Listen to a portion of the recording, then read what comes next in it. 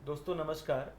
जैसा कि मैंने आपसे वादा किया था कि अभी बहुचर्चित किताब मेट्रोनामा आई है और मैं आपको उनके लेखक से मिलाऊंगा, उस किताब के लेखक से मिलाऊंगा।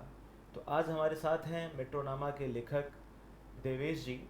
सर, आपका बहुत बहुत स्वागत है हमारे स्टूडियो में। धन्यवाद सर। और हम अपने दोस्तों से, अपने दर्शकों से रूबरू करवाना चाहेंगे आपके बारे में। तो सबसे पहले आप अपने बारे में बताइए कि आप कहाँ से बिलोंग करते हैं, आपकी यात्रा कहाँ शुरू हुई और आपकी लेखकी यात्रा कब शुरू हुई, कैसे शुरू हुई। मेरा जन्म उत्तर प्रदेश, पूर्वी उत्तर प्रदेश के आजमगढ़ ज़िले में हुआ। एक गांव है हमारा इब्राहिमपुर, और वहाँ पे शुरुआती पढ़ाई लिखाई 12वीं क्लास तक तो गांव में हमने पढ़ाई की। उसके बाद इलाहाबाद विश्वविद्यालय गए हम, और वहाँ पे स्नातक और परास्नातक किया, फिर बीएड किया। उसके बाद साहित्य में रुचि उस दौरान थी, और साहित्य पढ़ते भी थे। और लिखने का उस समय तक कोई ऐसा शौक नहीं था, ना पता था कि हम कभी लिखेंगे, ना सोचा भी था। साहित्य पढ़ते थे, जैसा अमूमन हम सबके घरों में होता है कि हमने प्रेमचंद पढ़ा, रेणु को पढ़ा, कुछ कविताएं पढ़ी, तुलसीदास तो ज़रूरी थे, हम सुंदरकांड और ये सब पढ़ते हुए बड़े हुए थे। तो उस माहौल में थे हम लोग, और लिखने का कभी ऐसा सोचा नहीं था। जब दिल्ली आए तो 2009 में मैं दिल्ली आया, और यहाँ पे आने के बाद, चूँकि यहाँ साहित्यिक गतिविधियाँ बहुत, ये तो केंद्र है साहित्यिक गतिविधियों का, और तब धीरे धीरे एक रुचि जागी कि फिर जब हम किसी पुस्तक मेले में या किसी कार्यक्रम में लेखकों को देखते थे, तब एक मन में कहीं ना कहीं रहा होगा शायद कि हम भी कभी कुछ ऐसा कर सकते हैं। लेकिन कभी ऐसे हिम्मत नहीं हुई, या कहीं संकोच कह सकते हैं कि क्या लिखें, कभी ऐसे सोचा नहीं। और लेखकी यात्रा कह सकते हैं कि जब मैं अपने को सोचता हूँ कि मैंने क्यों लिखना शुरू किया या कब लिखना शुरू किया, तो उसमें सबसे बड़ा रोल, सबसे बड़ा प्लेटफॉर्म मुझे मिला, मतलब फेसबुक अच्छा। पर ही मैंने सबसे पहले जो भी लिखा, फेसबुक पर ही लिखना शुरू किया, और उसके बाद फिर चीज़ें बढ़ती गई। तो अ, मेट्रोनामा आपकी दूसरी पुस्तक है, हाँ जी। लेकिन जैसा कि आपसे ऑफलाइन बात हो रही थी तो आपने कहा कि ओरिजिनली ये मेरी पहली पुस्तक है। क्या इसकी कहानी क्या है, हमारे दर्शक जानना चाहेंगे कि आपकी पहली पुस्तक जो थी वो पुद्दन कथा थी, और वो कोविड पर बनी हुई थी, कोविड काल में ही आई थी। उसके बाद मेट्रोनामा कैसे, या मेट्रोनामा के पहले पुद्दन कथा कैसे, इसकी कहानी क्या है। अब मेट्रोनामा लिखना मैंने 2017 या 18 में बाकायदा वो फेसबुक पे एक हैशटैग मेट्रोनामा, जैसा किताब का नाम भी है हैशटैग वाले किस्से, तो हैशटैग के साथ, मेट्रोनामा हैशटैग के साथ शुरू किया लिखना। और उस पे लोगों का रिस्पांस, लोगों की प्रतिक्रिया जब आई कि लोगों को वो पसंद आ रहा था, तो उस दौरान राजकमल प्रकाशन से संपर्क हुआ, और उन्होंने इच्छा जाहिर की कि हम इसको प्रकाशित करना चाहते हैं। तो कुछ कहानियाँ, और जाहिर सी बात है कि कहानियों को की संख्या थोड़ी ज़्यादा हो, ताकि उसमें सेलेक्ट करने में उनको भी मौका रहे, हमारे पास भी चॉइस रहे कि ये कहानियाँ आ सकती तो उसको सीरियसली थोड़ा लिया, लेकिन जो भी था वो फेसबुक पर ही लिखता था मैं। और उस दौरान किताब की शक्ल देने का काम, या मेरी तरफ से या प्रकाशक की तरफ से, बात तो मेट्रोनामा की ही हुई थी कि सबसे पहले हम इसको ही ले आएंगे। ठीक ठीक। लेकिन दुर्भाग्य से उसी समय कोविड 2020 में आया, और कोविड में ने हम सबको बुरी तरह से प्रभावित किया।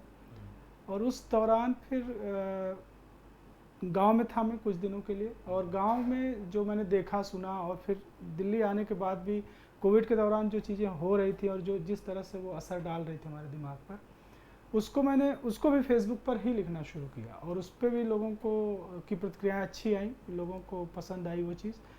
तो प्रकाशक से, हमारे प्रकाशक से बात हुई, राजकमल प्रकाशन से, और वहाँ के जो मुख्य संपादक हैं सत्यानंद निरुपम जी, उनसे बात हुई। तो उन्होंने कहा, ये जो कोविड पे तुम लिख रहे हो, इसको अगर तुम थोड़ा बढ़ा सको, इस पे काम किया जाए तो अच्छा रहेगा। तो अब फिर हम उस पे लग गए कि नहीं, अब पहले अच्छा। हम पुद्दन कथा को ही पूरा कर देते हैं, क्योंकि जो जैसा उस टाइम होता जा रहा था, हम उसको उसी हिसाब से कहानी आगे बढ़ती गई।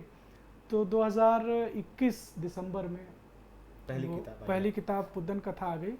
और दिमाग में या कोशिश पहली किताब मेट्रोनामा की हो रही थी, और लेकिन आ गई पुद्दन कथा, तो इस हिसाब से वो पहली किताब है, क्योंकि वो प्रकाशित पहले हुई तो उसको पहली माना जाएगा। लेकिन लिखना शुरू मेट्रोनामा पहले हुआ था। पुद्दन कथा भी आपकी किताब जो है वो काफ़ी चर्चित हुई थी और हाथों हाथ बिक गई थी वो किताब।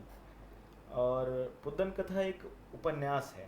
हाँ जी। हाँ, जिसका मैंने पढ़ा पुद्दन कथा, जिसका मतलब दुखांत कहें, एक तरह से दुखांत आपने लिखा है। पर जब मेट्रोनामा पढ़ते हैं तो वो एक लपरेक है, लपरेक कहानियों का संग्रह है, लघु प्रेम कहानियों का संग्रह है। तो अचानक से उपन्यास से फिर लघु प्रेम कहानियों की तरफ ये जो स्विच हुआ वो कैसे हुआ? या फिर आपने लघु प्रेम कहानियाँ ही शुरू की थी, फिर आपने उपन्यास बनाया, तो क्यों नहीं मेट्रोनामा को भी एक उपन्यास की शक्ल दी गई? मेट्रोनामा चूँकि उपन्यास की अपनी कुछ शर्तें होती हैं कि उपन्यास की एक कथा वस्तु या एक उसका फलक विस्तृत होता है, और मेट्रो की यात्रा आप मैक्सिमम 1 घंटे सवा घंटे की यात्रा करते हैं, उसमें भी अगर आप जो उसका कंटेंट है उसी यात्रा के दौरान आपको मिलता है, आपको पता नहीं होता कि ये कंटेंट मिलने वाला है आज मुझे, और उस कंटेंट को फिर हम डेवलप करके या कई बार एज इट इज़ लिख देते हैं। तो इसमें बहुत हमारे पास स्वतंत्रता नहीं होती कि मेट्रो की आपने कोई घटना देखी, कोई दृश्य देखा और आप उसको उपन्यास का रूप दे सकें। वो चूँकि घटना ही लघु होती है तो उसको लघु एक फॉर्मेट लघु प्रेम कथा जो लपरेक अब एक तरह से विधा बन गई है, उसमें लिखना वो ज़्यादा सही था। और मैंने कभी ऐसे सोचा भी नहीं कि इसको मैं मेट्रोनामा की जितने किस्से हैं या जितने दृश्य मैं कहता हूँ उनको, वो कभी उपन्यास की शक्ल में आ सकेंगे या वो उपन्यास के शक्ल में आने लायक हैं या नहीं, ये मैंने कभी सोचा नहीं, क्योंकि काम ऐसे चल रहा था और उपन्यास के लिए कभी मेट्रोनामा पे फिर मैंने सोचा। अच्छा, आपने अपनी किताब में जो धन्यवाद ज्ञापन किया है उसमें आपने ई श्रीधरन सर को भी बहुत धन्यवाद दिया है कि अगर वो नहीं होते तो मेट्रो नहीं होता, मेट्रो नहीं होता तो मेट्रोनामा नहीं होता। मुझे उम्मीद है कि सर अगर आपकी किताब पढ़ रहे होंगे तो ज़रूर कहीं ना कहीं किसी कोने में मुस्कुरा रहे होंगे। अब एक प्रश्न ये उठता है कि मेट्रोनामा कितनी कल्पना कितना सच? क्योंकि अगर व्यक्ति इसको पढ़ता है तो उसे लगता है कि ये कहीं कहानी मेरी कहानी तो नहीं है, कहीं ये लेखक जहाँ मैं बैठा था वो मुझे देखा तो नहीं है, कहीं इसने मेरी कहानी तो नहीं लिख दी डाली है। तो कितनी कहानी है, कितना कल्पना है, कितना सच है? ऐसी शंकाएं, ऐसे सवाल कई लोगों ने मुझसे किए, और फेसबुक पे भी जब मेट्रोनामा में लगातार लिख रहा था तो लोगों के सवाल आते थे कि या कुछ सवाल होते थे जैसे क्या आप रोज़ मेट्रो में चलते हैं? हाँ। या आप जानबूझ के मतलब कहीं का दृश्य देखा हुआ मेट्रो में ले जाके शिफ्ट करके लिखते हैं? या कल्पना कितनी है, क्या रेशियो है कल्पना का और सच का? सही बात है। तो मुझे लगता है इसका मतलब जवाब तो ये सही है, या कोई भी अपनी कहानी जो लिखता है, देखिए कल्पना एक बहुत बड़ा तत्व होता है किसी भी रचना का, बिना उसके आप नहीं लिख सकते। लेकिन ये भी सच है कि आपको जो मूल जो बेसिक थॉट आता है वो यथार्थ से ही आता है। तो कल्पना उसमें मैं इसका जवाब कई बार ऐसे देता हूँ कि जैसे आपको सारी सब्जियां ला के रख दी जाएं और सारे उसके सब्जी बनाने के जितने रेसिपी है, जो भी मटेरियल है, हाँ, आपको तेल दे दिया जाए, गैस दे दिया जाए, मसाला दे दिया, सब्जी दे दी जाए, लेकिन उसको आप पकाएंगे तो सही, ऐसे तो बन नहीं जाएगी। तो वही है, कल्पना के सहारे ही वो चीज़ें पकती हैं या उनका लिंक बनता है। अच्छा। कि आपने ये देखा, और कई ज़रूरी नहीं कि कई बार एक जैसे आपने कोई मेट्रोनामा का कोई एक किस्सा पढ़ा और वो एक किस्सा एक ही बार की यात्रा है, हो सकता है कि 2-3 यात्राओं का अनुभव या आंखों देखी जो घटनाएं उनको जोड़ के वो एक कहानी बनी। तो ऐसा भी होता है, और मैं इससे इनकार नहीं करता हूँ कि कल्पना का इसमें समावेश नहीं, बिल्कुल है, लेकिन यथार्थ का ज़्यादा है। मतलब अगर एक लाइन में कहे कि आपने यथार्थ की धरती पर कल्पना का पौधा लगाया है तो ज़्यादा सटीक होगा। हाँ, कह सकते हैं ऐसा। धरती यथार्थ की है, लेकिन जड़ तो यथार्थ, धरती यथार्थ की, जड़ यथार्थ की है। बिल्कुल।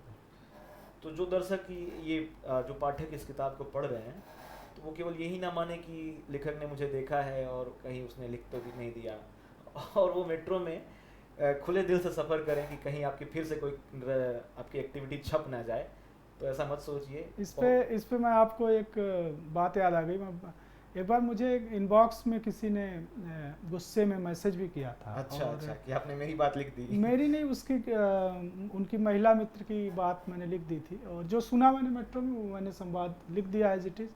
और बाई चांस इसे कह सकते हैं कि वो उन तक बात पहुंच गई और उन्हें बहुत बुरा लगा, और उन्होंने काफ़ी नाराज़गी जताई मुझे कि तू मिल मुझे, मैं बताता हूँ क्या है वैसे है। तो ये भी रिस्क रहता है, लेकिन तो आपने तो काल और पात्रों के नाम चेंज कर दिए होंगे हाँ, उसमें। लेकिन कई बार वही है ना कि जहाँ गड्ढा होता है पानी वहीं भरता है। अब आपने कोई गलती की है हाँ। और नाम बदल दिए और पात्र बदल दिए, उससे मतलब नहीं, वो लिंक तो हो ही जाता है कि ये मेरी ही बात की जा रही है। तो उनको ऐसा, अब वो क्या बात थी ये भी मुझे याद नहीं, 2-3 साल पुरानी बात थी कि वो किस पोस्ट पे ऐसा हुआ था, लेकिन उन्हें बुरा लगा था, तो ऐसा भी होता रहा है। अभी तक दोस्तों हम लोगों ने सर्विलांस स्टेट के बारे में सुना था। अब सर्विलांस लेखक भी मिलते जा रहे हैं आपको। तो अगर मेट्रो में अगर आप चलते हैं तो अब यही खबर नहीं आएगी कि दरवाजे बाईं तरफ खुलेंगे, दरवाजे दाईं तरफ खुलेंगे। अब एक और अनाउंसमेंट आएगी कि दरवाजे किसी तरफ खुलें, लेखकों की नज़र आप पे रहेगी। खैर नहीं, इसमें भी मुझे पहले शुरू में एक आध बार मुझे लगता भी था कि यार मैं, कई लोगों ने कहा भी कि तुम ये जो करते हो ये इसे चुगली कहते हैं, या ये लोगों की पर्सनल ज़िंदगी में ताक झांक करते हो। तो मैं सोचता था कि क्या मैं ये ऐसा करता हूँ या मुझे ऐसा करना चाहिए या नहीं। लेकिन अब देखता हूँ कि अब तो हमारे बाद की जो जनरेशन है, या आप देखते होंगे रोज़ आए दिन मेट्रो की जो रील्स या जो वीडियोस हम देख रहे हैं कि मेट्रो में अब जो जो चीज़ें हो रही हैं, तो उस तो मुझे लगता है कि नहीं, हमने तो कम पाप किया है उसकी तुलना में। तो चूँकि हमें घटना चाहिए, हमें कंटेंट चाहिए, और मेट्रो आप अगर यात्रा करेंगे और आप उस नज़रिए से देखना शुरू करेंगे, तो मेट्रो में आपको सचमुच ऐसी घटनाएं, ऐसे संवाद, ऐसी बातचीत। अब जाहिर सी बात है कि आप एक ऐसे स्पेस में चल रहे हैं जिसमें आपके साथ 100 लोग हैं आपके आसपास। सही बात है। तो वो 100 लोगों में से अगर 4-6 भी ऐसे हैं जो कोई बात कर रहे हैं, या ज़्यादातर अब ना चाहते हुए उनकी बातें कान में आएंगी ही। हाँ। तो वो आप सोचेंगे कि ऐसा क्यों हुआ होगा, फिर कल्पना भी एक्टिव हो जाती है कि अब ऐसा हुआ होगा, ऐसा हुआ होगा, तो कहानी बन जाती है, और कहानी मिल भी जाती है चलते फिरते, और ऐसे ही काम चल रहा है हमारा। दोस्तों, कहा जाता था कि अगर आपको भारत को जानना है तो भारत को घूमिए, और भारत को घूमने के लिए आप ट्रेन में घूमिए, क्योंकि ट्रेन में आपको हर तरह के वर्ग मिलेंगे। और दिल्ली को जानना है तो दिल्ली को जानना है तो आप मेट्रो में घूमिए, और मेट्रो में अगर लेखक घूम रहा है तो कहानी आ ही जाएगी। खैर, ये किताब बहुत ही चर्चित हुई है, कुछ लोगों ने सराहा, कुछ लोगों ने ये, जैसा कि सर बता रहे हैं कि उन्होंने अपने आप दिल पर ले लिया। तो फिल्में भी बहुत सारी चीज़ें हैं जो आपसे कोरिलेट करती हैं, कहानियाँ भी कोरिलेट करती हैं। तो आपने डिस्क्लेमर नहीं लगाया कि अगर इसका किसी जीवित या मृत व्यक्ति से संबंध हो तो इसे महज एक संजोग कहा जाएगा। अगर कभी फिल्म बनी इस पे या कुछ ऐसा हुआ तो लगा देंगे। किताब में तो मैंने कभी ऐसा डिस्क्लेमर पढ़ा भी नहीं था। अच्छा। तो मेरे दिमाग में भी नहीं आया कि किताब में डिस्क्लेमर लगाया जाए। और घटना जैसे मैंने पहले भी कहा, होती तो हमारे बीच की है, कब तक कितना डिस्क्लेमर आप लगाएं। सही बात। जितनी कहानियाँ हम पढ़ते हैं वो होती तो हमारे आपके बीच की है, तो डिस्क्लेमर लगाने की मुझे नहीं लगता कि ज़रूरत है। अब जैसे मेट्रोनामा अभी तो बहुत तेज़ी से किताब ये बिक रही है, और एक चीज़ और पूछना चाहूँगा आपसे कि आपके दिल के करीब कौन है, मेट्रोनामा या पुद्दन कथा? ये सवाल मैंने उम्मीद नहीं थी कि आप पूछेंगे, क्योंकि ये सवाल मैं अभी अपने आप से कई दिनों से पूछ रहा हूँ। जब किताब आई, देखिए जाहिर सी ये बात है, किताब आते हुए आप उत्साहित रहते हैं और अच्छा लगता है, उससे इनकार नहीं किया जा सकता। जब पुद्दन कथा आई थी तो उसका जो असर हुआ, जिस तरह से उसका लोकार्पण हुआ, और उसका धन्यवाद मैं देता हूँ बार बार अपने प्रकाशक को, और उसके बाद जिस तरह से लोगों ने सराहा उसको। लेकिन मुझे उसके ठीक पहले तक मैं कहीं जाता था, लोग मुझे मेट्रोनामा वाले देवेश के नाम से जानते थे। फिर उसके बाद एक ऐसा चेंज मैंने देखा कि लोग मुझे पुद्दन, कोई पुद्दन बाबा कह रहा है, कोई पुद्दन, क्लास में बच्चे पुद्दन सर कहने लगे। और मेट्रोनामा वाली जो पहचान थी वो सेकेंडरी हो गई। पहले लोग कहते थे ये पुद्दन कथा वाले सर हैं जो मेट्रोनामा लिखते हैं। अच्छा। तो ये मुझे अच्छा लगता था, और मुझे अच्छा भी लगता था, आश्चर्य भी होता था कि ये चेंज कैसे हुआ। और जब मेट्रोनामा आई, अभी 2 महीने हाँ। भी नहीं हुए हैं इसको, 2 एक महीने, महीने हुए। हाँ 1.5 महीने पहले की बात है। तो ऐसा लगा मुझे कि मेट्रोनामा किताब आ गई है, और लेकिन मेट्रोनामा की पहचान तो लोगों को तक पहले से लोगों ने बना रखी थी मेरी, कि ये मेट्रोनामा वाले हैं। तो मैंने एक दिन ये सोचा कि मेरे मन के करीब कौन सी किताब ज़्यादा है। अपनी दोनों किताबों में ये तो समझ पाना वैसे मुश्किल है, लेकिन अब मुझे लगता है कि अगर मुझे कोई एक किताब कोई कहे तो पुद्दन कथा ज़्यादा करीब है मेरे मन के, और मेट्रोनामा तो खैर है ही, लेकिन पुद्दन कथा मेरे मन के ज़्यादा करीब है। दोस्तों, मेट्रोनामा और पुद्दन कथा दोनों ही अमेज़न पे उपलब्ध हैं। और पुद्दन कथा शुरू में हास्य व्यंग से शुरू होती है, काफ़ी हंसमुख कहानी जाती है। हाँ, फिर पुद्दन कथा अंतिम में जा करके ना ऐसे रुलाएगी आपको कि लगेगा कि लेखक ये गंभीर क्यों हो गया, या चल रहा था, चीज़ें सही चल रही थी। अभी जैसे मैं उसकी बात कर रहा था तो मेरे रोंगटे खड़े हो रहे हैं कि जो पुद्दन कथा का अंत जो होता है, तो क्या ये कोविड का आप पे असर हुआ था, या दुखांत आपको खींच लिया कि नहीं इसका अंत दुखांत ही करना है? नहीं, कभी सोच के नहीं किया कि इसका अंत दुखांत करना है। वो माहौल का ही असर था, जो आप कह रहे हैं कि कोविड ने इस तरह से प्रभावित किया कि खासकर दूसरी लहर जो थी कोरोना की, कि हमारे आसपास के लोग, हमसे हफ्ते 10 दिन पे मिलने वाले लोग, बातचीत करने वाले लोग जब जाने लगे, तो उसका असर दिमाग पे था। और जो दिमाग में जैसा चल रहा होता है वो लिखते समय आ ही जाता है। तो वो बहुत योजनाबद्ध तरीके से उसका अंत नहीं किया गया, लेकिन चूंकि माहौल ही ऐसा था कि उसका असर पात्रों पे भी पड़ना था, तो वही हुआ उसके साथ। मुझे लगता है कि आपको ये प्रश्न आए होंगे कि वो आपने अंत में वो नवनिया जो पात्र है उसको जो मार डाला, अगर आप जैसे उसको जिला देते हैं, तेरे नाम में वो जब राधे मर जाता है, जो कुछ है कहानी दुखान तेरे नाम फिल्म की, तो उस समय भी ये बड़ा हलचल हुआ था कि क्यों उसको मार दिया गया, क्यों उसको वैसा कर दिया गया। तो कोविड के समय अगर आप उसको जिला दिए रहते तो एक आशा का संचार होता, ऐसा हो सकता है, मैं सोचता हूँ। नहीं, आपका सोचना ठीक है, और कई लोग बल्कि नाराज़ होते हैं इस पे। जब भी बात होती है ज़्यादातर लोग नाराज़ होते हैं कि उसको मरना नहीं चाहिए था। और मैं सोचता हूँ कि अगर ये तो हम भी चाहते हैं कि हमारे आसपास का या कोई भी दुनिया में कोई क्यों मरे, लेकिन हमारे सिर्फ चाहने से तो ऐसा होता नहीं। सही बात है। और परिस्थितियाँ ऐसी बन जाती हैं कि हमारे नियंत्रण से बाहर हो जाती चीज़ें। कहानी लिखते समय भी यही होता है, और आप चाह के भी मुझे नहीं लगता कि लेखक का बहुत उसमें कोई नियंत्रण रह जाता है कि आप पात्र को अपने ज़िंदा रखना है। अगर आपने पहले से ही सोच लिया कि इसको ज़िंदा रखना है, तो फिर परिस्थितियों का तो कोई रोल रहेगा नहीं। फिर तो आपने रिमोट ले लिया और अपने हिसाब से कहानी चला रहे हैं।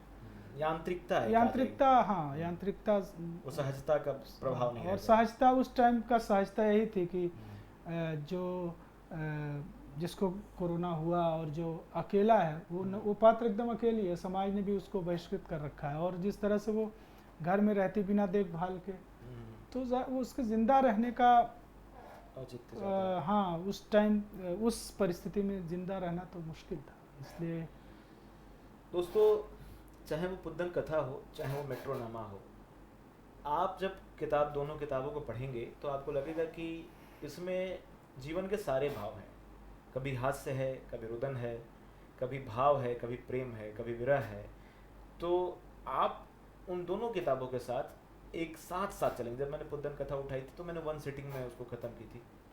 मेट्रोनामा में भी ऐसा ही है कि आप उससे तादाद में स्थापित करेंगे और अच्छा महसूस करेंगे।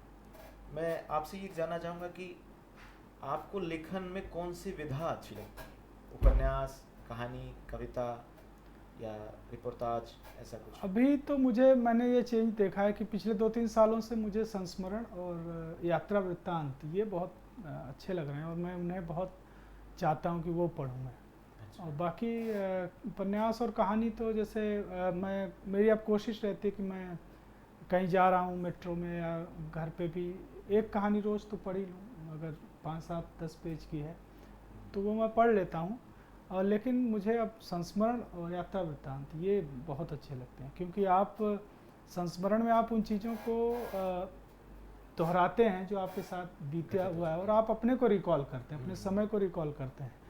तो जब किसी लेखक का हम संस्मरण पढ़ते हैं तो उसके समय को हम जानते हैं और उससे हम जुड़ते हैं, तो वो बहुत आकर्षित करता है, कई बार रोमांचित करता है कि आप तुलना भी करते हैं कि अभी जैसे मैं एक संस्मरण विश्वनाथ त्रिपाठी जी का है, गंगा स्नान करने चलोगे, और उसे मैं पढ़ रहा था, तो मतलब उनके बारे में क्या कहना, उनकी शैली तो शानदार है, उसमें कोई दो राय नहीं। उसको पढ़ते हुए, और चूँकि हम लोगों का मन जो है वो गंवई मन है, वो गांव वाला ही है, तो जब हम उनको पढ़ते हैं तो हम गांव में पहुंच जाते हैं, और वैसे ही लगता है अरे ऐसे पात्र तो हमारे आसपास भी थे, उनके साथ भी ऐसा ही कुछ घटित हो रहा था।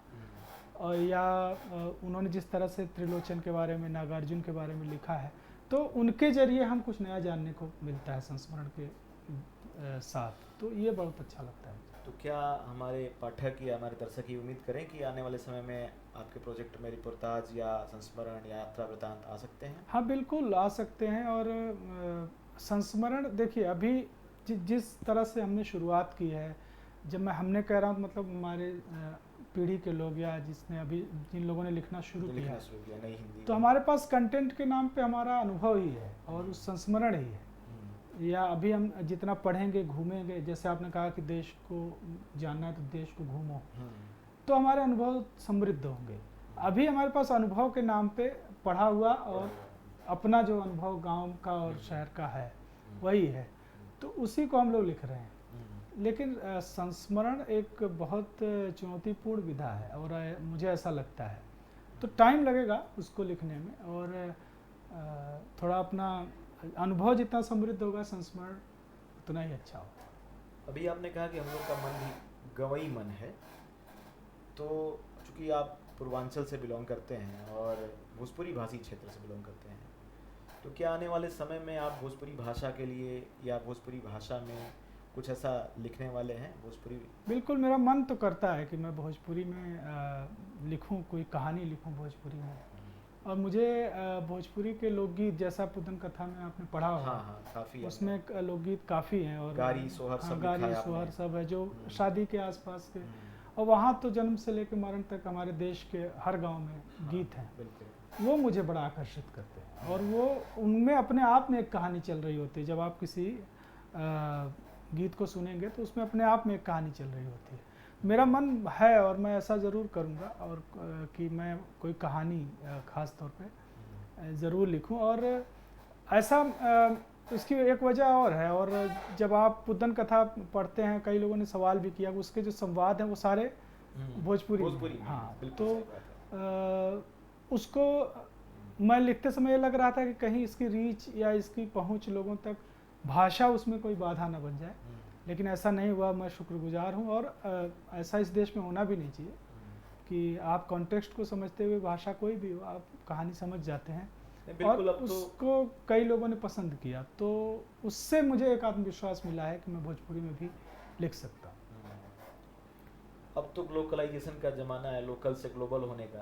पुदन कथा ये दिखाती भी है कि कैसे आपने भोजपुरी में लिख करके लगभग सारे हिंदी बेल्ट के जो पाठक हैं उसको अच्छे से पढ़े हैं।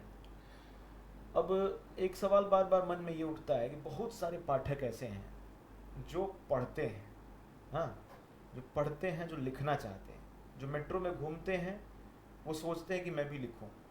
बहुत सारे लोगों ने ऐसा सोचा होगा पर वो लिख नहीं पाए होंगे।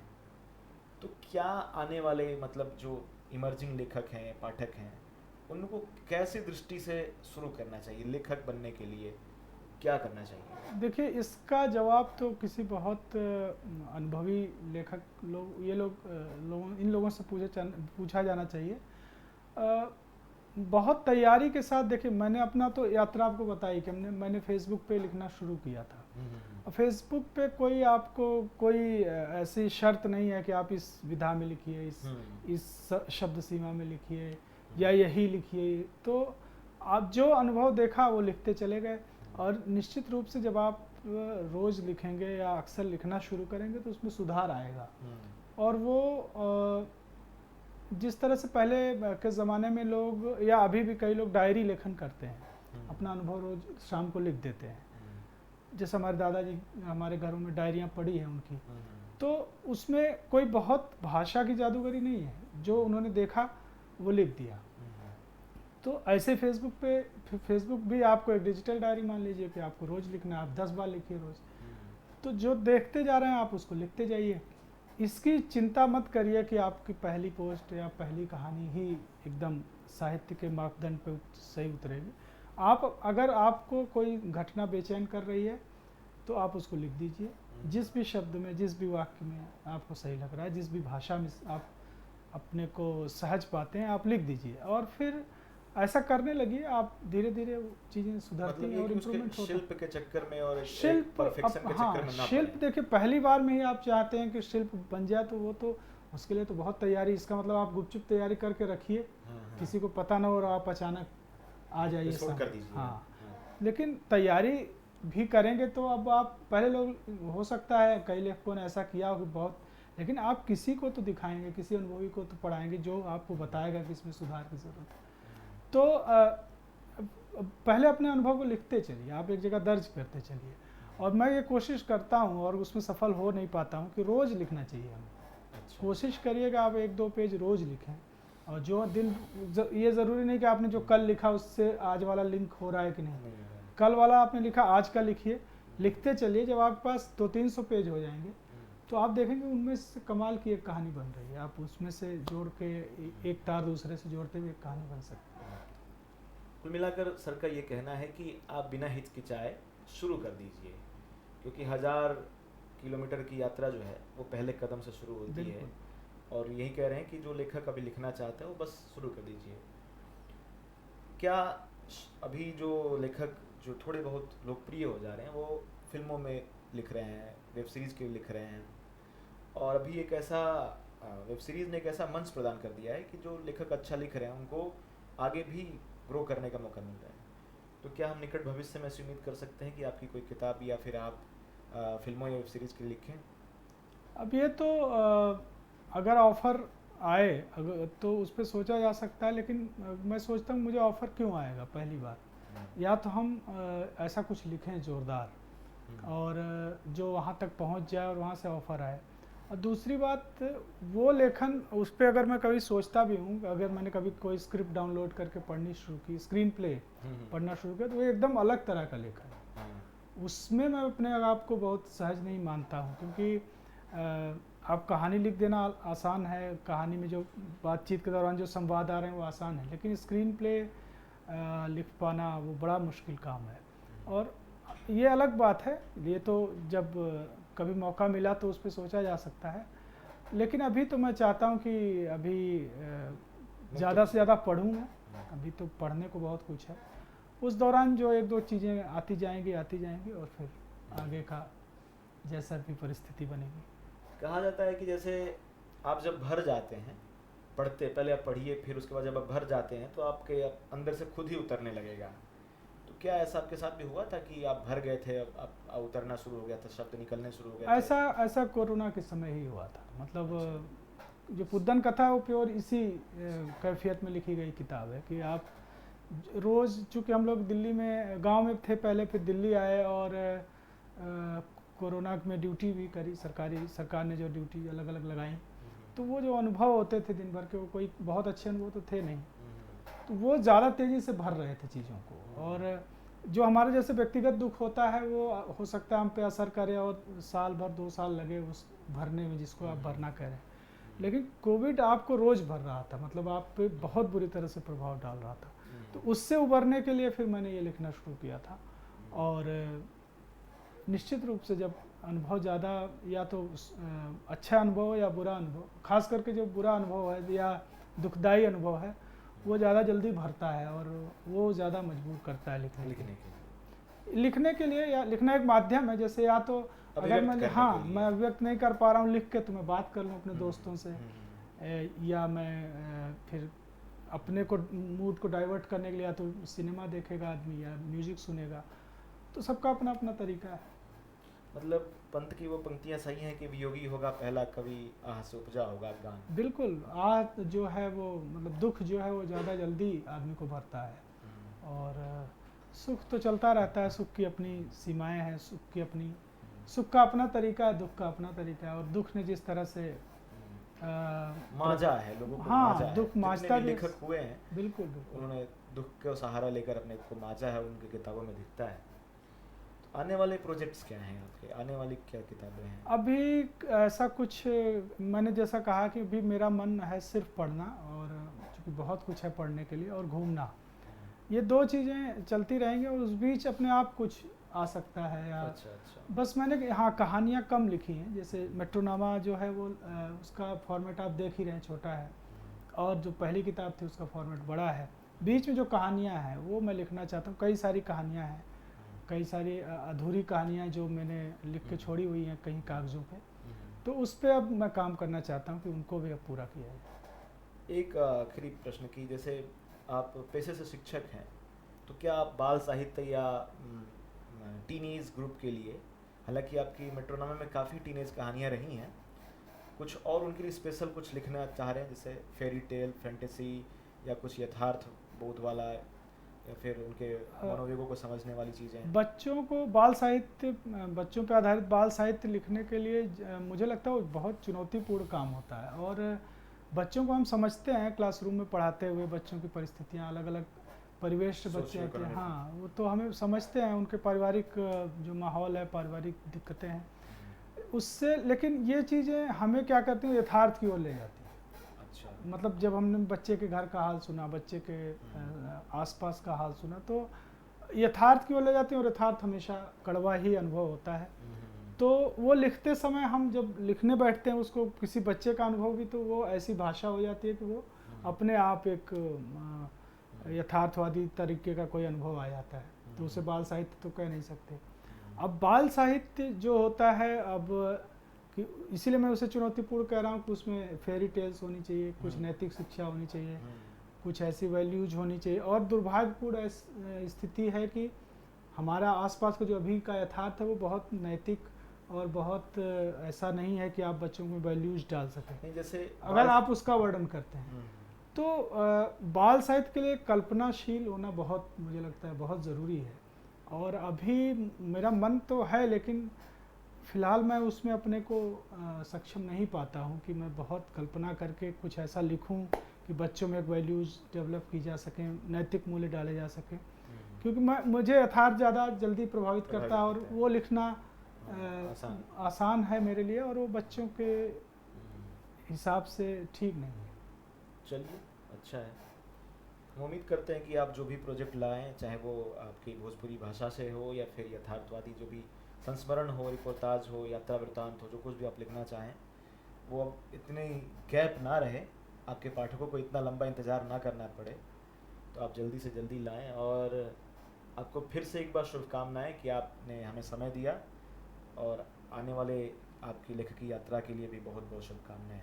बहुत शुक्रिया विवेक भाई, और मैं उम्मीद करता हूं कि आप भी इसी तरह से, आप जो अच्छा काम कर रहे हैं, आपका चैनल जिस तरह से एक प्रतियोगी छात्रों के लिए खास करके जो कंटेंट है आपके चैनल पे, और इधर बीच आपने बहुत अच्छा काम, किताबों का रिव्यू जो शुरू किया है, और इसमें आपको और सफलता मिले। और हम जैसे लोग जिसमें जो भी सहयोग कर पाएंगे वो करते रहेंगे, ताकि ये पढ़ने पढ़ाने का सिलसिला चलता रहे। तो दोस्तों, आप हमसे यूं ही जुड़े रहे। आज देवेश हैं, कल किसी और वेश में, कल कोई और लेखक होंगे, लेकिन लेखक आएंगे, किताबें आएंगी, कहानियाँ आएंगी, और आप यूं ही पढ़ते रहिए, लिखते रहिए, जुड़े रहिए, बने रहिए हमारे साथ। शुक्रिया।